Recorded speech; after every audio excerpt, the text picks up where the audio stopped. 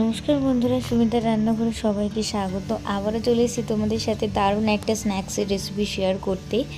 আজ তোমাদের সাথে শেয়ার করব ভেজিটেবিল চপের রেসিপি। তোমরা তো ভেজিটেবিল চপ অনেকভাবেই খেয়েছো, বাড়িতে ট্রাই করে দেখেছো বা দোকান থেকে কিনে খেয়েছো। একবার আমি যেভাবে বানাচ্ছি তোমরা বাড়িতে অবশ্যই ট্রাই করে দেখো। একবার বানিয়ে খেলে তোমরা বারবার খাবে। এটা এতটা ভালো হয় খেতে। দেখো, ভেজিটেবিল চপটা বানানোর জন্য আমি প্রথমে গাজর, লাল বিট আর একটা আলুকে ভালো করে সিদ্ধ করে নিয়েছি। আর এখানে একটা গোটা মশলা আমি গুঁড়ো করে নেব। তার জন্য নিয়েছি আমি মৌরি, জিরে, গোটা গরম মশলা, শুকনো লঙ্কা আর নিলাম গোটা ধনিয়া। নিয়ে এই গোটা উপকরণগুলো ভালো করে ভেজে আমি গুঁড়ো করে রাখবো। আর ওদিকে আমার লাল বিট, গাজর আর আলুটা সিদ্ধ হয়ে গেছে, সেগুলোকে ওই ম্যাশ করে রেখে দিয়েছি। এবার পুরটা রেডি করার জন্য কড়াইতে দিয়ে দিচ্ছি অল্প একটু সাদা তেল। তেলটা গরম হয়ে গেছে, দিয়ে দিলাম আমি 5 ফোড়ন আর দিলাম গ্রেট করা কিছুটা আদা। দিয়ে আদা আর 5 ফোড়নটা একটু ভালো করে ভেজে নেব।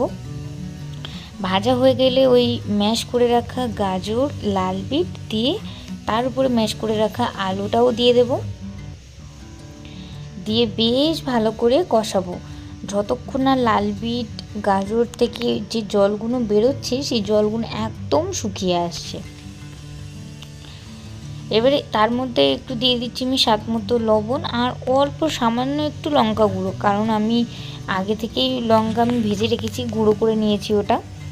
এবার দেখো, যেহেতু ভেজিটেবিল চপটা আমাদের খেতে একটু মিষ্টি মিষ্টি হয়, ওই জন্য আমি একটু স্বাদ মতো চিনি দিলাম। আর ওই ভেজে গুঁড়ো করে রাখা মশলাটাও দিয়ে দিলাম। দিয়ে আবারও বেশ ভালো করে কষিয়ে নেব।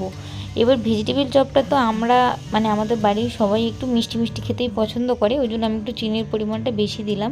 তোমাদের যদি মিষ্টিটা কম লাগে তাহলে তোমরা একটু কম বেশি করে নিতে পারো। এবার আমি কিছুটা বাদাম নিয়েছি, বাদামটাকে ভালো করে ভেজে বাদামের খোসাটা ছাড়িয়ে নিয়েছি। নিয়ে সেই বাদামটাও আমি ওই পুরের মধ্যে দিয়ে দিলাম। দিয়ে আবারও বেশ ভালো করে একটু কষিয়ে নেব। দেখতে পাচ্ছ একদম ননস্টিকের কড়াই, একদম আর লেগে যাচ্ছে না, কোনো জল জল ভাবও নেই। আমার পুরটা রেডি হয়ে গেছে। এবার পুরটা আমি নামিয়ে ঠান্ডা করে নিয়েছি। নিয়ে এবার পুর থেকে আমি ভেজিটেবিলের আকারে, চপের আকারে শেপগুলো আমি দিয়ে নেব। আমি একটু বড় বড় লম্বা লম্বা করে নিয়েছি। এবার তোমরা তোমাদের পছন্দ মতো শেপ দিয়ে নেবে।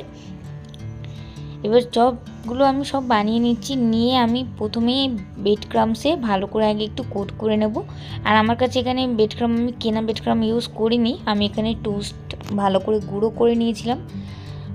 তোমাদের কাছেও যদি না ব্রেড ক্রাম্ব থাকে তোমরাও কিন্তু এরকমভাবে টোস্ট গুঁড়ো করে নিতে পারো, ওটাও কিন্তু ব্রেড ক্রাম্বেরই কাজ করবে। দেখো, প্রথমে আমি একটা করে সিঙ্গেল কোট দিয়ে নিলাম। এবারে একটা ময়দা আর অল্প সামান্য একটু লবণ দিয়ে একটা ব্যাটার গুলিয়ে রেখেছিলাম, ওই চপগুলো আবার ওই ব্যাটারের মধ্যে ভালো করে ডিপ করে নিয়ে আবারও ব্রেড ক্রাম্বে ভালো করে কোট করে নিলাম। আমি এখানে ডবল কোট করে নিয়েছি যাতে খেতে ভীষণই ক্রিস্পি হয়, ওই জন্য একটু ডবল কোট করেছি। এবার কড়াইতে বেশ অনেকটা সাদা তেল গরম করতে বসিয়ে দিয়েছি। দেখতে পেলে আমার সব চপগুলো রেডি হয়ে গেছে। এবার তেলটাও বেশ ভালোভাবে গরম হয়ে গেছে। এবার চপগুলো দেখো আমি একে একে সব ভাজতে দিয়ে দিচ্ছি। একদম একটু সময় নিয়ে ভাজবো, একদম গোল্ডেন করে লাল লাল করে একদম ভেজে নেব, মুচমুচে করে ভেজে তুলবো। বিশ্বাস করো, আমার হাতের এই ভেজিটেবিল চপ এতটা ভালো হয় খেতে, তোমাদের কি বলবো। নিজের রান্না নিজে প্রশংসা না করে আর থাকতে পারছি না, খেতে দারুণ হয়। আর আমার মতো ভাবে একবার বানিয়ে তোমরা বাড়িতে ট্রাই করে দেখো, খেতে দারুণ লাগবে, জাস্ট ফাটাফাটি লাগবে। দেখতে পাচ্ছ আমার ভেজিটেবিল চপগুলো দেখো আমি লাল লাল করে ভেজে নিয়েছি, একদম মুচমুচে করে ভেজে নিয়েছি। দেখে বুঝতে পারছো কতটা ভালো হয়েছে দেখতে, খেতে তো দারুণ ছিল। এবার সব চপগুলো আমি তেল থেকে তুলে নেব।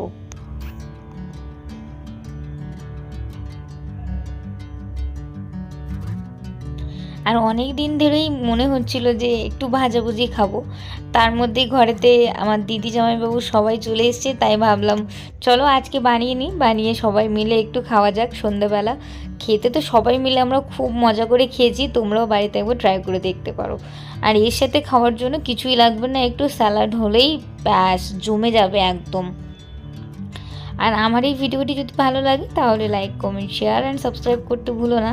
আবারও দেখা হবে নতুন কোনো ভিডিওর সাথে, ততক্ষণ সবাই সুস্থ থাকবেন, ভালো থাকবেন, ধন্যবাদ।